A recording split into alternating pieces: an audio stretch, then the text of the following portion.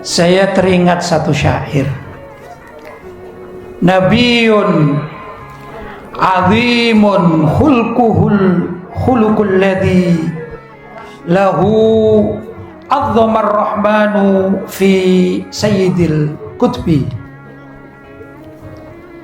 Nabiyun, seorang nabi,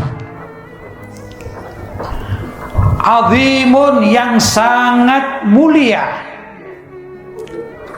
khulquhu, yang akhlaknya itu al-khuluqul ladzi, yaitu akhlak yang lahu, milik beliau itu azzamar rahmanu, sangat dimuliakan oleh Ar-Rahman, yaitu Allah Subhanahu wa taala, fi sayyidil qutbi, di Al-Qur'an yang menjadi pusat dari segala kitab yang ada di dunia ini. Ini bait syair yang sangat luar biasa, digubah oleh seorang imam Ahlus Sunnah wal Jamaah. Beliau adalah Al-Imam Al-Habib Abdullah bin Alawi Al-Haddad, dan tertulis dalam kitab Diwan Al-Imam Al-Haddad. Luar biasa. Ini syair ada rahasianya, karena saya pernah di Madinah, jadi saya tahu. Kalau bapak-bapak, ibu-ibu pergi haji, pergi umroh, kemudian ziarah ke makam Nabi Muhammad SAW, maka perhatikan sekeliling dari makam Nabi Muhammad SAW. Perlu juga. Itu kan ada gambaran kita ya, dan ini kan Maulid Nabi, kita perlu menggambarkan bagaimana situasi Madinah, terutama di Muwajahah. Muwajahah adalah tempat kita ziarah kepada Nabi kita Muhammad SAW. Walaupun kita jauh, kita berada di tanah air, tapi kalau hati kita ada di Madinah, insya Allah salawat semua ini langsung sampai kepada Nabi Muhammad SAW.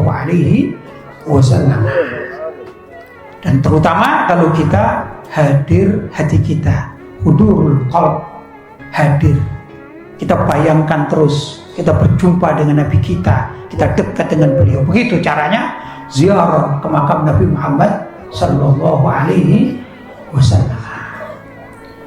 Di sana ada ruang yang berjeruji, warnanya keemas-emasan, ya, jeruji, ada warna hijau, ada warna keemas-emasan, ada sedikit hitam-hitam juga, gitu. Itu adalah tempat makam pekuburan siapa? Rasulullah Sallallahu Alaihi Wasallam. Ya ikhwan, tatkala kita menghadap kepada beliau,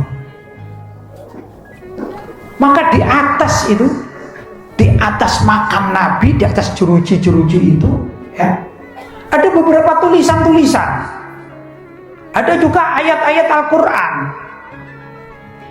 Tapi di sekian banyak dari tulisan itu ada satu syair yang digubah oleh Sayyidina Imam Al-Habib Abdullah Al-Haddad.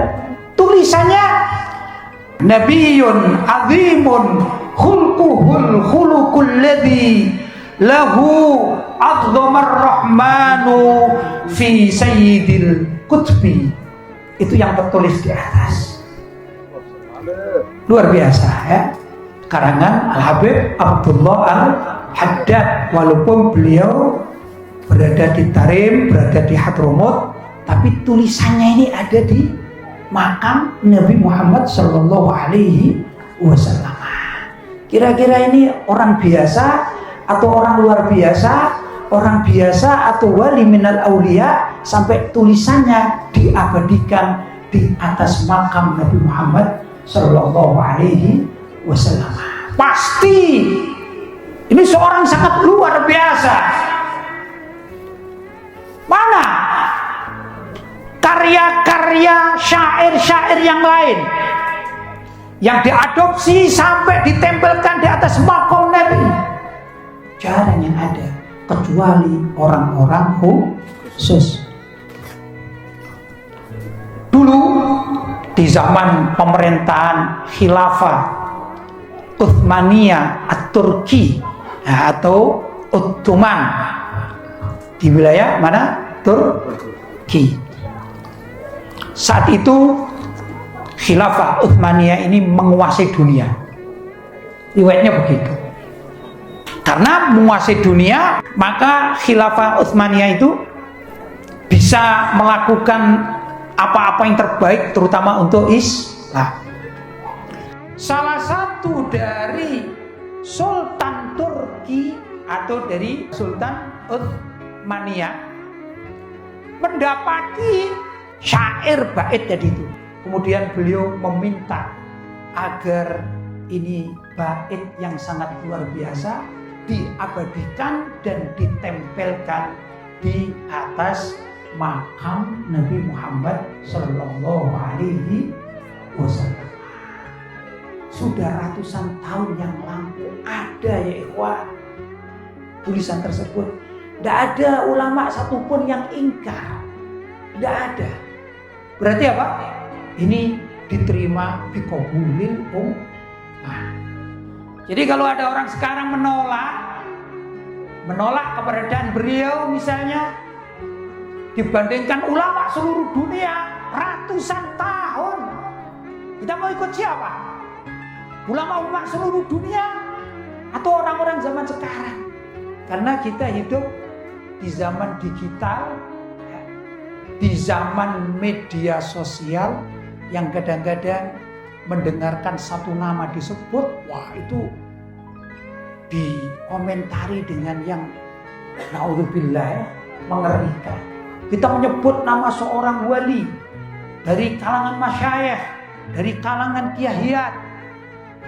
Lalu zaman sekarang niat kita tabarrukan ini, tapi masyarakat awam tiba-tiba memberikan komentar-komentar yang entah itu hoax, entah itu khurafat, ya, entah itu pembodohan publik. Ini zamannya sekarang. Bahkan juga sekelas Al-Habib Abdul Al-Haddad pun tidak lepas dari caci maki. Na'udzubillah min dzalik. Ini yang terjadi. Ayo kita rujuk mengikuti ulama-ulama, minimal ulama yang dikenal oleh masyarakat, ya. Minimal ini 25 tahun yang lampau lah minimal. Itu yang kita pegang. Kalau yang mengikuti sekarang-sekarang ini di mana-mana banyak yang rusak. Naudzubillah min dzalik. Kecuali yang berpegang teguh dengan ulama-ulama yang lebih dahulu, minimal berpegang teguh dengan pendapat-pendapat, fatwa-fatwa, keyakinan, akidah ulama-ulama Ahlus Sunnah wal Jamaah, minimal 25 tahun yang lampau itu kita pegangi. Siapa saja ulama-ulama zaman tersebut, insya Allah masih aman, masih selamat. Tapi kalau zaman sekarang salah langkah, ikut yang ada di medsos itu tidak tentu benar. Ikut mengenal satu nama, dua nama yang baru muncul juga kadang-kadang kita takut, kecuali mereka guru-guru kita, ulama-ulama kita, walaupun ada sekarang, namun jalurnya adalah jalur ulama zaman dahulu kala. Paling tidak saya katakan kita menengok ulama-ulama yang hidup baik dari kalangan para kiai habaib berapa tahun?